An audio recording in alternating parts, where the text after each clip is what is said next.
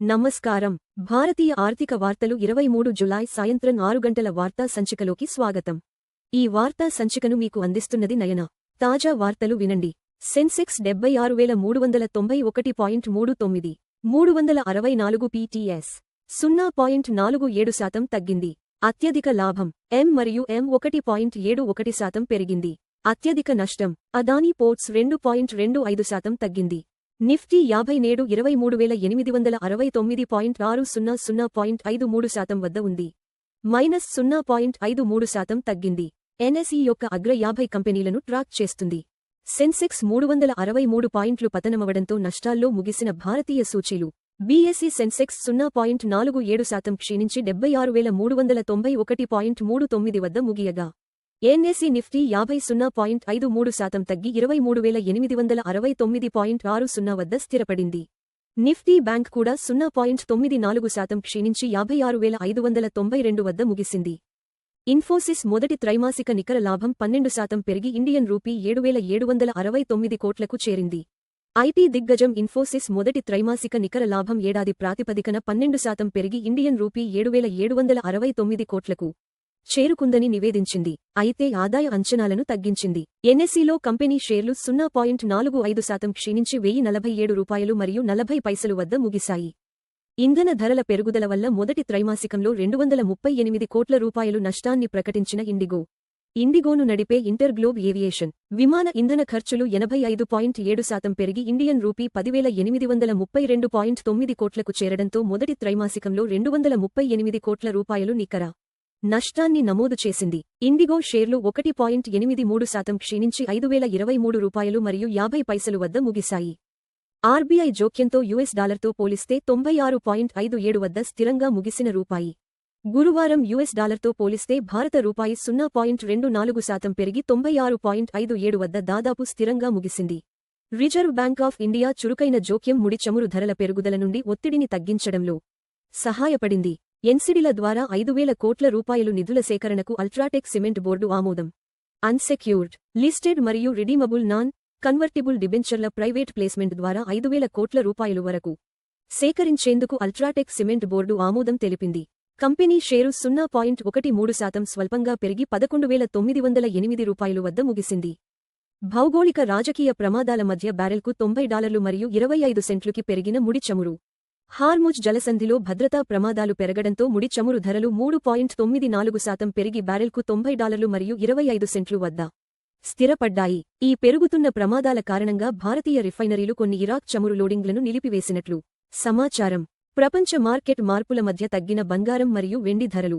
గురువారం బంగారం ధరలు 1.24% క్షీణించి ట్రాయ్ ఔన్స్కు $4,095 మరియు 60 సెంట్లు వద్ద స్థిరపడ్డాయి. వెండి కూడా 1.75% క్షీణతను నమోదు చేసి ట్రాయ్ ఔన్స్కు $58 మరియు 97 సెంట్లు వద్ద ముగిసింది. ఏఐ పెట్టుబడులు పెరగడంతో $600 కోట్ల నగదును ఖర్చు చేసిన గూగుల్. ఆర్టిఫిషియల్ ఇంటెలిజెన్స్ ఖర్చులు పెరుగుతూనే ఉండటంతో ఆల్ఫాబెట్ అనుబంధ సంస్థ గూగుల్ $600 కోట్ల నగదును ఖర్చు చేసింది. ఈ సెర్చ్ దిగ్గజం 2026లో ఏఐ పెట్టుబడుల కోసం $200-500 కోట్ల వరకు కేటాయించనున్నట్లు ప్రకటించింది. ప్రైవేట్ రంగ విధాన స్పష్టత కోసం ఎదురుచూస్తున్న అదానీ పవర్ అణు విస్తరణ ప్రణాళికలు. అణు విద్యుత్ ప్రాజెక్టులను అభివృద్ధి చేయాలనే తమ ప్రణాళికలు ప్రైవేట్ రంగం కోసం ప్రభుత్వ విధాన స్పష్టతపై ఆధారపడి ఉన్నాయని అదానీ పవర్ తెలిపింది. కాగా గురువారం అదానీ పోర్ట్స్ షేర్లు 2.25% క్షీణించి ₹1,778 మరియు 50 పైసలు వద్ద ముగిశాయి. వంటనూనెల ధరల పెరుగుదలకు గ్లోబల్ బయోఫ్యూయల్ డిమాండే కారణమన్న ఆర్బీఐ. వంటనూనెల ధరల విస్తృత పెరుగుదలకు పెరుగుతున్న గ్లోబల్ బయోఫ్యూయల్ డిమాండే కారణమని రిజర్వ్ బ్యాంక్ ఆఫ్ ఇండియా పేర్కొంది. ఇందుకు ఇండోనేషియా యొక్క B50 ఆదేశాన్ని ప్రధాన కారణంగా సెంట్రల్ బ్యాంక్ ప్రత్యేకంగా ప్రస్తావించింది. ఎఫ్డి వడ్డీ రేట్లు ₹3 కోట్ల లోపు.